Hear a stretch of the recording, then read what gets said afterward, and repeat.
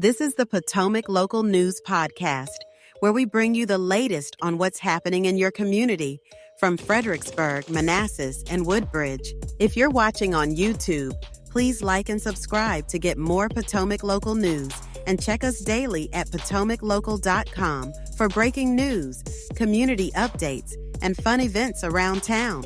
Now, here's your host, Potomac Local News founder and publisher, Uriah Kiser.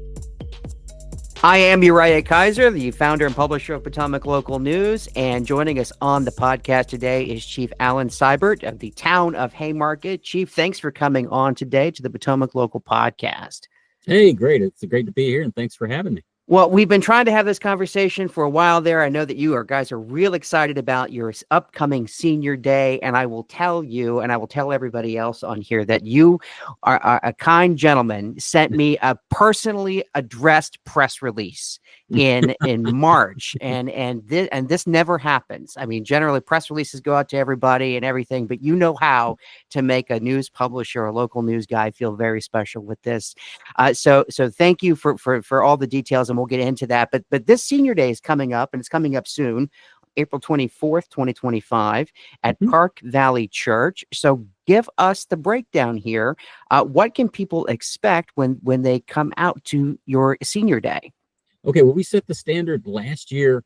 What we wanted to do is make sure that our local seniors had the opportunities to get to see, to meet the people that have the ability to provide them with the resources that they may need, a vast array of resources. So our concentration is not solely on bringing those resources to one location so that they can physically talk to somebody, but is also portion is educational.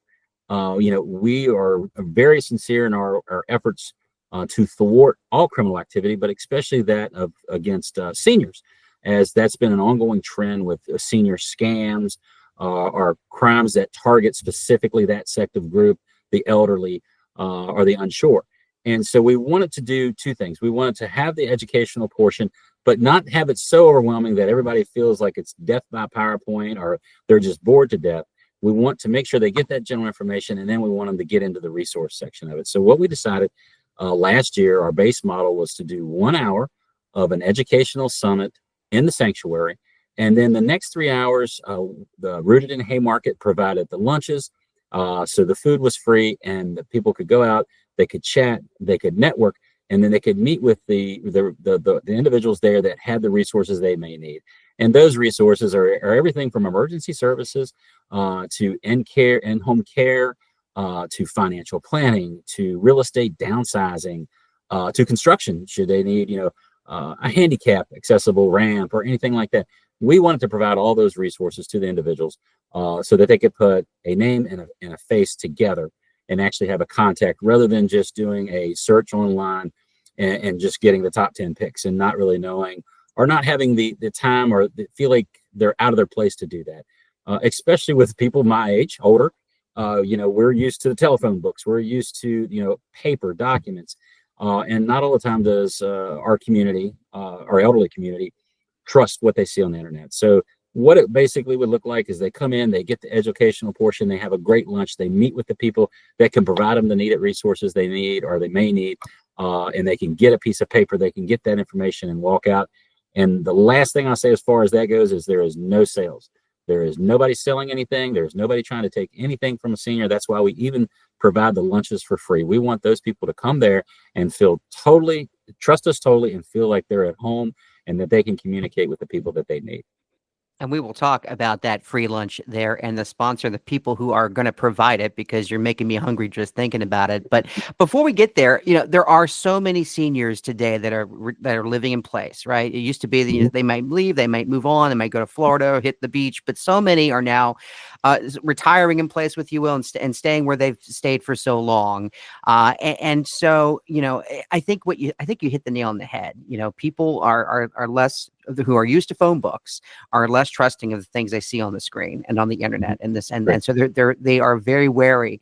But so many times we hear we get reports here at Potomac Local from police departments who talk about scams, on the telephone, and they're targeting seniors. They're trying to say, hey, you need to go to Walmart, you need to put money on this gift card, you need to send it over to us, and they go after the vulnerable. And so when I guess, you're in law enforcement, you have to do your duty. You hear sad stories all the time, but I know if I was in your position, it would break my heart to have to go out to these calls and talk to these people who have been taken advantage of, who just didn't know any better. You hit the nail right on the head there. As a matter of fact, just 2 weeks ago, we thwarted a senior scam, targeted an individual in Nebraska, and we were able to recover $25,000 for that individual, and very soon we'll have it back in their hands. And usually it's not that case. It's not the happy ending when it comes to that they get their money back or they get made whole or even in portion. This is an anomaly right there. And so, yes, you're correct. It is heartbreaking when you have these people come in and they realize now that they've been scammed and they're out so much money or things that they really needed that they couldn't afford because of the scam itself. So that's why we feel it important to educate. And of course, that criminals have brought that to just such a new level with AI and different things that's out there to just make these people believe everything that they're saying. And that's the last thing that they should do.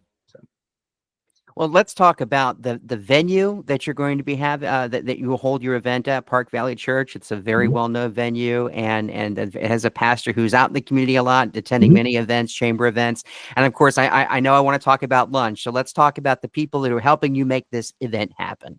Okay, great. Yes. Park Valley Church, first of all, the venue, that was one of the core group from last year. There was 3 of us in that core group. We wanted a good venue. We wanted a venue that was in Haymarket, at least the zip code. The corporate limits, there wasn't really a venue that was large enough for us. Park Valley has been a great partner to many places, but especially to the town of Haymarket and the Haymarket Police Department. They support our National Night Out. They support the police department. They support the town, and we could think of no better partner to have. And they have just been so welcoming of us to come into their facility and allow us to host that there, using not just their kitchen, but their sanctuary, their foyer as well. So they've been great and will continue to be great. And that's just a great venue. It worked really well for us last year. Parking was great, handicap accessible. It was everything. It checked off every box that we needed. And then our other core group was Caring Senior Service, which is a local in-home care business here in the town of Haymarket, or in the community of Haymarket. And they have a lot of resources available to them, to the people to reach out, the people that they know would need some of these resources, that doesn't just go inside with what their business model takes care of. And so with that, it was just basically a perfect trifecta for us.